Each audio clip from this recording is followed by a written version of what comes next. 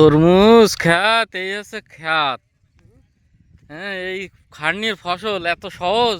তরমুজ চাষিরা সব সব এই রোদি সব মাঠে। এই হচ্ছে একজন চাষি আসতেছে, দেখ খাটনি।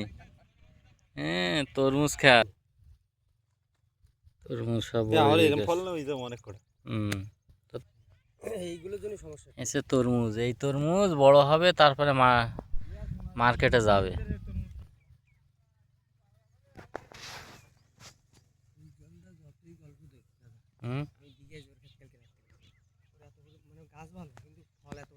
না, ওর আমি কালকে সকালবেলাও আমি দিয়ে গেলাম।